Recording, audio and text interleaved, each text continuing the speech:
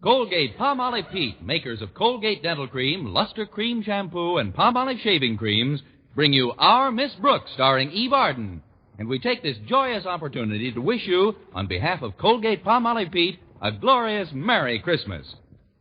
And now, Our Miss Brooks.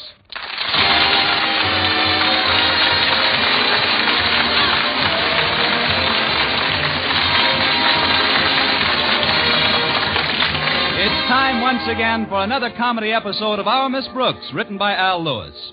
Well, most of us spent Christmas Eve with our families and friends. But our Miss Brooks, who teaches English at Madison High School, wasn't quite so fortunate. No, my family was too far away to visit, and it seems my friends had other plans. But I made up my mind not to brood about it, and was trimming a rather tiny tree in our living room when my landlady, Mrs. Davis, joined me. What a nice tree, Connie. It isn't really, Mrs. Davis, but it's the only one I could afford. Oh, what did you pay for it? I found it in a vacant lot. What I like about it is the size. It's not too big or too small. It's just too small. I'd like to stay here and celebrate Christmas Eve with you, Connie, but I promised my sister Angela I'd come over to her place. You remember Angela? The absent-minded one? Oh, certainly, Mrs. Davis. She always got a big thrill out of the holidays, even when we were girls. Of course, the poor dear could never remember when it was actually Christmas. And one Christmas morning, she did the funniest thing. What's that, Mrs. Davis? What's what, dear? What did Angela do? Angela? Your sister. My sister? The absent-minded one. What did she do? I haven't spoken to Angela in some time. What has she been up to? That's what I'd like to know. Maybe I can refresh your memory. Christmas morning, Angela did the funniest thing. Christmas morning isn't until tomorrow, Connie. You must be confused. Well, don't worry about it. I only get these spells once in a while. Well, you shouldn't let it go, Connie. If you don't mind my offering a little advice, I'd like to suggest that you train your mind to concentrate more. I'll do it, Mrs. Davis. Now, I've developed a little scheme which works wonders for me. Supposing you have trouble remembering where you put things around the house. Well, you just keep repeating the location to yourself with a sort of rhythm. For example, I just chant to myself, the mustard's in the closet, the bread is in the box. The mustard's in the closet, the bread is in the box. The mustard's in the closet, the bread is in the box. Now, isn't that simple? Oh. Mustard's in the closet, bread is in the box. That's wonderful, Mrs. Davis. If anybody wants a mustard sandwich, you're really ready. Yes. Now, before I do anything else, I want to invite you to join me tonight. Join you? Yes, dear. I'm going over to Angela's house? That's right. She's so cute with that little absent mind of hers. Why, sometimes she forgets what she's talking about right in the middle of a sentence and... Oh, dear me, I hope that cat's got enough milk. Well, I'm sure if we, But then, maybe someday, or if it doesn't seem to... And that's why I can't join you tonight. Thanks anyway, Mrs. Davis. I'll just spend a quiet evening at home here. But how about Mr. Boynton? Don't tell me he was too shy to ask you for a date on Christmas Eve. Why do you think there's mistletoe on all four walls? No, Mr. Boynton asked me all right, but then he canceled yesterday. Said he's going upstate to visit his folks for a couple of days. But don't worry about me, Mrs. Davis. I'll have a gay time. I'll listen to the radio, read, and from this window I can see our neighbor's television antenna. But what about the little gifts you got for Walter Denton and Mr. and Mrs. Conklin and Harriet? When are you going to deliver them? Oh, they told me not to bother. They said we'd exchange on the 26th. The 26th? But I don't think the day after Christmas is the time to exchange gifts. You don't? You should see the department stores. What's that, Mrs. Davis? It's Minerva. Where are you, dear? Oh, she's over by the tree. Here, Rover. Minerva. Isn't it the strangest thing how she bites at the pine needles? I guess the rosin in them appeals to her. I'd swear she likes the taste of it. I guess to her it's like a Tom and Jerry, or rather a Minnie and Mickey. Come on, Minerva, come on over here. We might as well get friendly. We're going to spend the evening together. Well, I'll be running along now, dear. I hope you won't feel too lonely. Oh, I'll be fine, Mrs. Davis. After all, I do have an imagination. I'll hang my stocking up in a little while, and then when I'm pretending that I'm asleep, I'll sneak in and fill it. Oh, before you know it, it'll be midnight. Midnight of Christmas Eve. I can just picture it. A short, thin man in a black suit comes sliding down the chimney with an empty bag. St. Penniless, the schoolteacher's Santa Claus. Well, at least you're not bitter. Now, Connie, about my sister, Angela? Oh, thank you, dear. About my sister Angela. Yes? Good night, Dorothy. Good night, Bernice. Oh, stop drinking those pine needles, Minerva. Come on over here. There's a good kitty. Now I'll just settle down in Mrs. Davis's rocker, and we'll have ourselves a nice, quiet rock.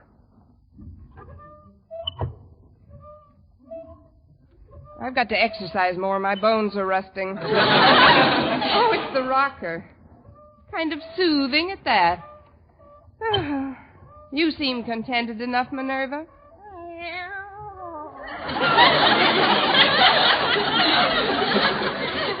'Twas the night before Christmas, and all through the house not a creature was stirring, not even a mouse. Oops, sorry, Minerva. I didn't mean to upset you, Minerva.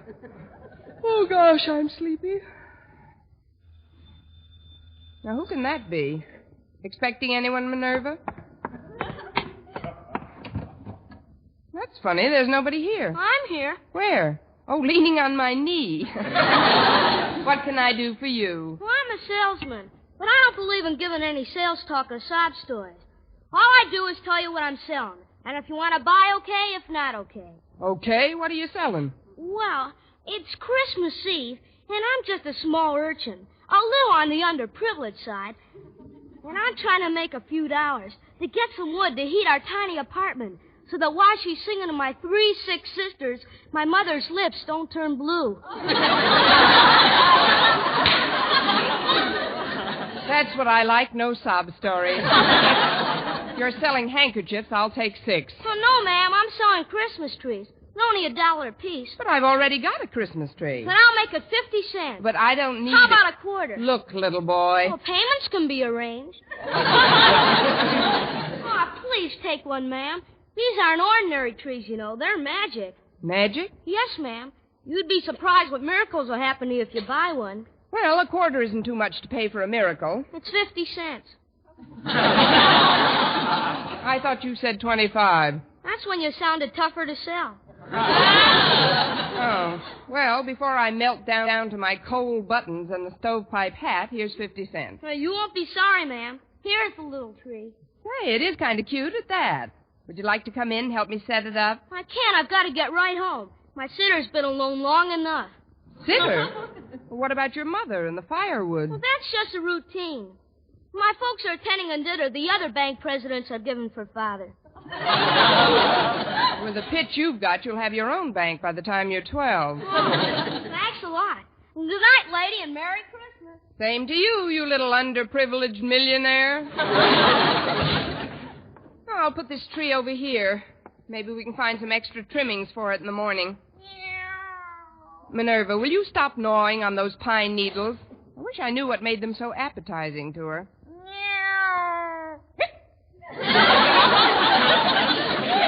Oh, fine. Now you come over here and let those things alone. There we are. Well, I guess I'm not the only one that's spending Christmas Eve alone, without family or friends. But who can tell? Maybe Santa Claus has something up his big red sleeve that I don't even know about yet. Of course, I do have a squeaky rocker and Minerva. Jingle bells, and merry stuff like that. Oh, what fun it is to rock with a big, fat, drunken cat.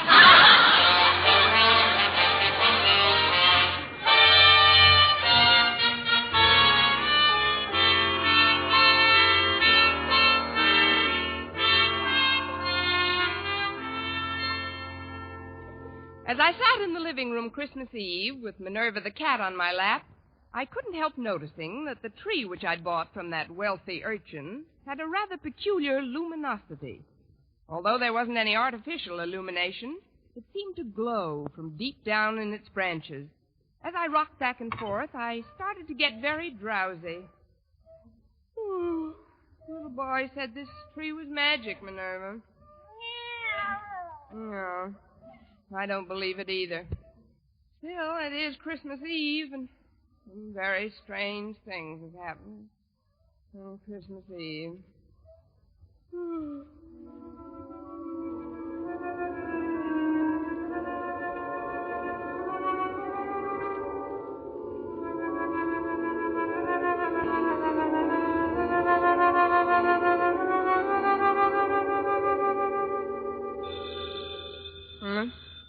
What's that? Oh, I must have been dozing. Coming! Well, it's Walter Denton. Come in, Walter. Noel, joy you is Noel. Gracias. Come on into the living room, Walter. Oh, thanks, Miss Brooks. Here, I brought you this little gift to put under your tree. Oh, that was very thoughtful, Walter. Put it under this tree over here. Okay. Say, you've got 2 trees, haven't you? Yes, one for Minerva and one for me. What? Don't pay any attention to her. She's pine needle happy. Oh. Well, Miss Brooks, as you know, I was supposed to spend the evening nestled snugly in the tight little confines of my own small immediate family circle. Oh, for heaven's sakes, come out of there. You're giving me claustrophobia. But I went to my father and mother and crowed their permission to come over. Wait a minute, Walter. You crove their permission to? Yeah. Craven, Crove, isn't it? Oh, Walter, of course not. Craved. Let's see. Craven. After you crove their permission, what happened? Well, they waived my presence for a long enough while for me to deliver to you, Miss Brooks, the little token of my esteem and affection, which is now ensconcing under the tree. Walter, you still in my English class? Well, sure, Miss Brooks. Well, I'd better bone up a little. One of us is going to flunk this term. Well, it isn't just the gift, Miss Brooks. That's not the only thing that brought me wayfaring from the warmth and conviviality of my own heart. Oh, please don't start that again. I'm glad you dropped over, Walter. And if you want to spend the rest of the evening with your folks, why you there's no rush with them. They've got my present under our tree already. Now, what I'd like to say, Miss Brooks, though, is something I've wanted to say for a long while. Yes, Walter? Now, it's a little on the sentimental side, perhaps, for a so-called hep high school boy to be telling a teacher, but it's sincere, Miss Brooks. I'm sure it is. It's something I feel deep down inside of me, Miss Brooks, from whence so many of one's warmer emotions stem. That's whence they stem from, all right. Of course, even if it does seem over-sentimental or even downright sticky, Christmas Eve seems to be the time that you can say things like this and not sound over-sentimental or sticky. Christmas Eve is the time to say them. I just hope I hear them by New Year's Eve. What I want you to know, Miss Brooks, is that I'm grateful. For what, Walter? For my association with you during the past semester at Madison High School. Well, thank you, Walter. I've tried to be a capable teacher. Oh, your teaching was nothing. What? I don't mean scholastically. No, as a teacher, you were very adequate. I mean personally. The interest you took in me and my problems. For that, I could never thank you if I lived to be 100. Of course, you'd be gone a long time by then. Merry Christmas to you, too. You don't know what it's meant to me to have your ear whenever I needed it. Oh, it was nothing, really. I have another one. Especially about girls. Gosh, you remember how silly I used to act about girls? Every time one of them looked at me, I giggled like a kid. And then, overnight, I matured. I met the one woman who really mattered. Harriet Conklin.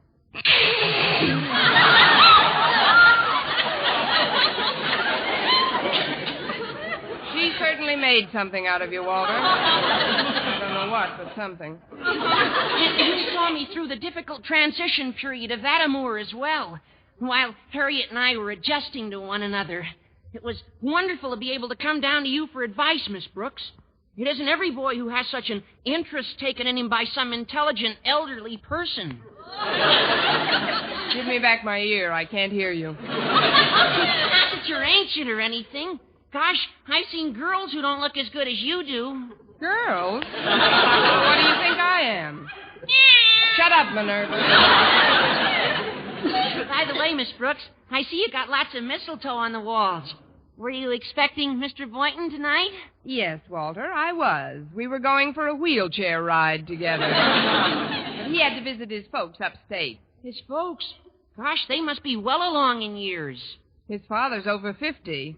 They may shoot him next spring. Look, Walter, while you're here, you might as well pick up the little gift I got for you. Oh, but Miss Brooks, you shouldn't have. Where is it? Under the tree on your right. It isn't much, just a remembrance. Oh, gee, I almost forgot. I can't open it yet. Why not? Oh, you mean you want to put it under your tree at home and open it with your family? Oh, not exactly, but... Well, I'll get it later, Miss Brooks. Oh, there they are now. I'll answer it. There who are now?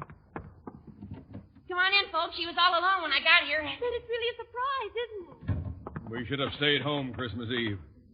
Besides, it's freezing out. Now, Osgood, don't be so grouchy. Hello, Miss Brooks. Merry Christmas. Why, it's Mr. and Mrs. Conklin. And Harriet, how are you all? I'm cold. Oh, that's too bad.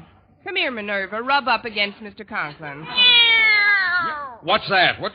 Go away, cat. Why, she seems to like you, Osgood. Or is she hungry, Miss Brooks? She's not that hungry. I don't like cats. Why doesn't she go chase a mouse or something? You forget, Mr. Conklin, this is Christmas Eve. There isn't one stirring. Hey, Harriet. Yes, Walter? There's a lot of mistletoe around this room. I know. It's real pretty. Osgood, notice all the mistletoe in this room? What? Oh, that green stuff. More often than not, it makes me sneeze. Oh, come on, Osgood. Let's see if it does. Oh, now, Martha, don't embarrass me so. It doesn't make you sneeze, does it, Harriet? I'm willing to find out. Here's a nice wreath of it on this wall. Yeah. Well, here we are. Yeah. Here we are.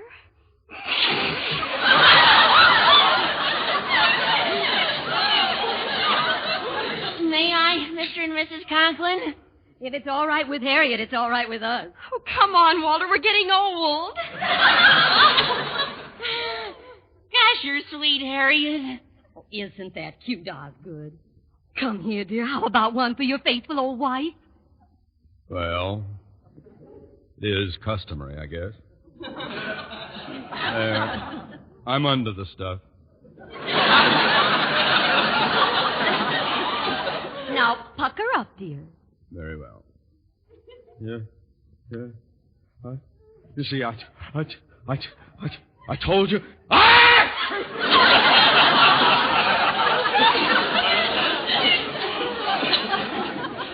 Now, let's stop this romantic drivel and act like adult human beings.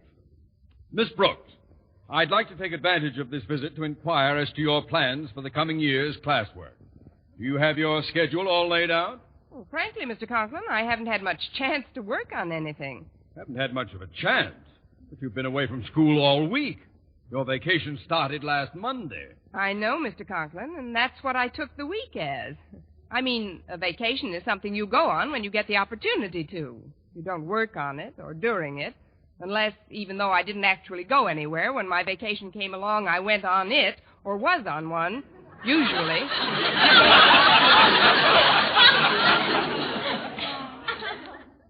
And you wanted to be the head of the English department. Please, Osgood, this is no time to talk of school affairs. We're here to spend part of our holiday with Miss Brooks. It was very nice of you to think about me, Mrs. Conklin. It was nice of all of you. Where are Walter and Harriet? Denton, get my daughter away from that mistletoe at once. But, Mr. Conklin, Harriet isn't allergic to mistletoe. No, but I'm allergic to you. Harriet's almost irresistible sometimes, especially alongside of older women like Mrs. Conklin and Miss Brooks. Saved by the bell. I'll get it. Why, Mr. Boynton, come in. Oh, thanks, Miss Brooks. I thought you were going upstate to see your folks. Well, I was, but they sent me a wire that they wanted to come down here for a week or so. They'll arrive in the morning, so I thought I'd drop this little gift off for you tonight. Oh, but you shouldn't have. Where is it? Let's just put it under the tree in the living room. Look who's here, everybody. Well, it's Mr. Boynton. Hi there, Mr. V. This is nice. Hello, Boynton. Hello, folks. This is beginning to get more like Christmas Eve every minute. Sit down, Mr. Boynton.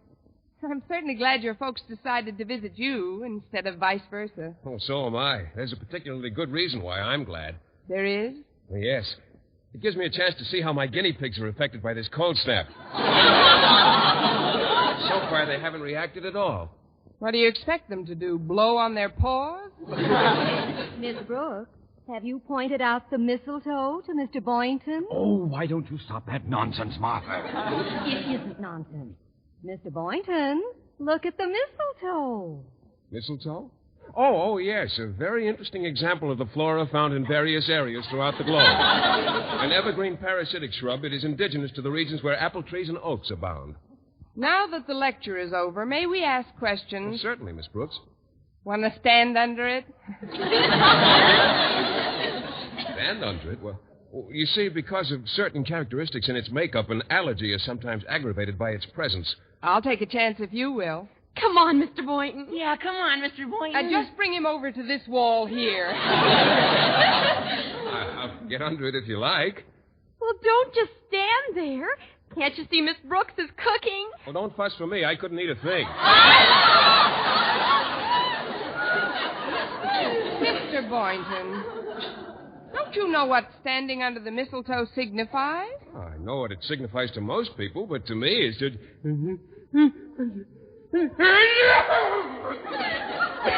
Well, there goes 85 cents worth of mistletoe. Hey, I know what let's do. Let's open up the presents right now. Swell. A splendid suggestion, Walter. Shouldn't we wait until just before we leave? Might be less embarrassing that way. Well, if you want to open them now, Golly, this one tree is pretty crowded. I'll put some of these packages under this little one over here. Look out, Walter. You're bumping into one of the branches. Look out.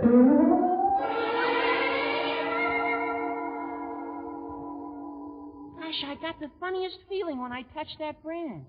What kind of a feeling, Walter? Well, you're Harriet Conklin, aren't you? Well, sure, I'm Harriet Conklin. Walter, what's the matter with you? Nothing. Nothing's the matter with me.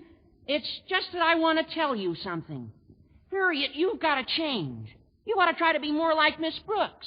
What do you mean, Walter? If you want me to stay interested in you, you've got to be more alluring, youthful, glamorous, feminine in that real feline Brooks way. Walter, have you been drinking pine needles, too? Look at that tree. It seems to be glowing. What do you mean, glowing? Just a reflection from the streetlights. This party is giving me the memes. Holidays, indeed. Here, I'll just move the tree where it won't glisten in our eyes. There we go.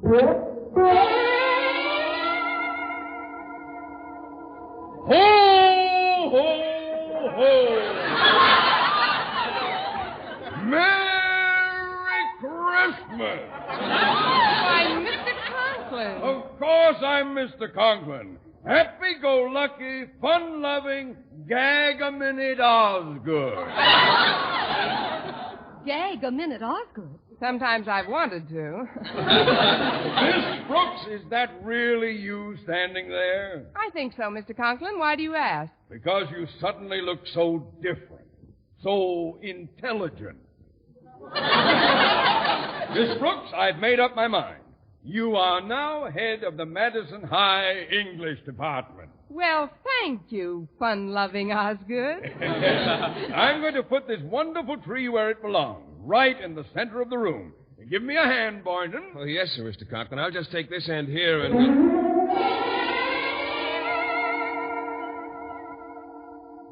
Miss Brooks, Yes, Mr. Boynton? come here, baby.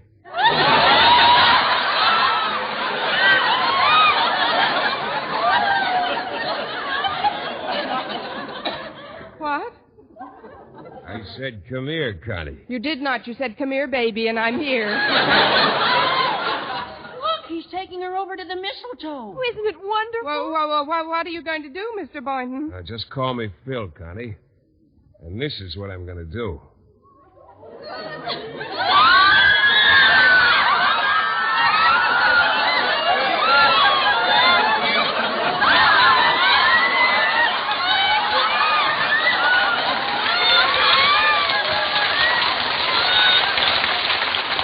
Well, Connie, how does that make you feel?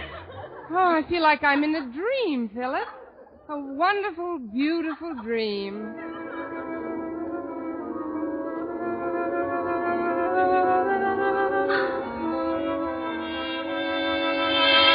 Well, what's that? Mr. Boynton, where did you go? Where is everybody? Oh, I must have been dreaming.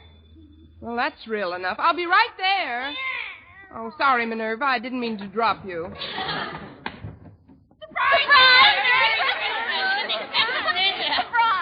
I'm cold. Why, it's the Conklins and Walter and Mr. Boynton. But you all just left. Come in. We thought it would be nice if we spent our Christmas Eve together, Miss Brooks. Yes, and we brought a few little gifts over for you. I'll just put them under this tree here. Yes, do that, Walter. Aren't you going to ask me why I didn't go upstate, Miss Brooks? I know why, Mr. Boynton. Your folks are coming down to see you. Well, how did you know about that? I just got the telegram. Don't let's get too carried away with the holidays to prepare for the hard school season ahead, Miss Brooks. Oh, let's not talk about school affairs now, Osgood. Walter, look at the mistletoe. Yeah, look at it. Now, just a minute, before we go through all that again.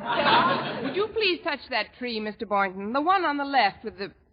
Why, it's gone. There's only one tree. Miss Brooks, are you all right? Of course I'm all right. Could I have dreamt that part, too? Mr. Boynton, would you do me a favor, please? Of course, Miss Brooks. What is it? Would you touch the Christmas tree? Touch it? Please, it's important. Oh, all right. There. Nothing happened. Well, what did you expect would happen? A miracle. Oh, excuse me, I'll be right back. Well, I'm a little urchin, and I'm selling magic Christmas trees. But you just... Please buy one, lady. They only cost 50 cents apiece. 50 cents? That's right. Here's $2. Give me 4 of them.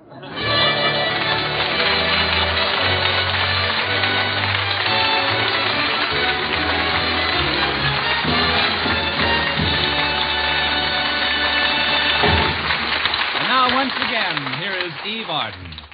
All over the studio here, there are happy signs of Christmas. Bits of red and green, holly, and some imaginative person even hung some mistletoe in the control room. Must remember to drop in there after the show.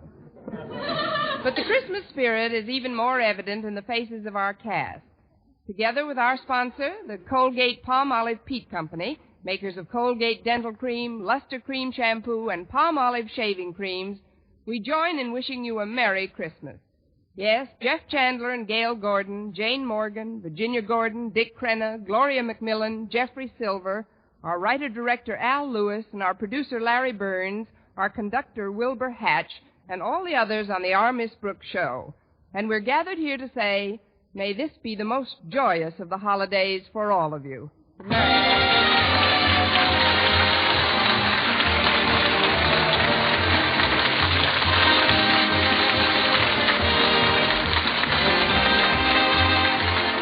For mystery liberally sprinkled with laughs, listen to Mr. and Mrs. North, the exciting, fun-packed adventures of an amateur detective and his beautiful wife. Tune in Tuesday evening over most of these same stations. And be with us again next week at this same time for another comedy episode of Our Miss Brooks. Bob Lamont speaking. This is CBS, the Columbia Broadcasting System.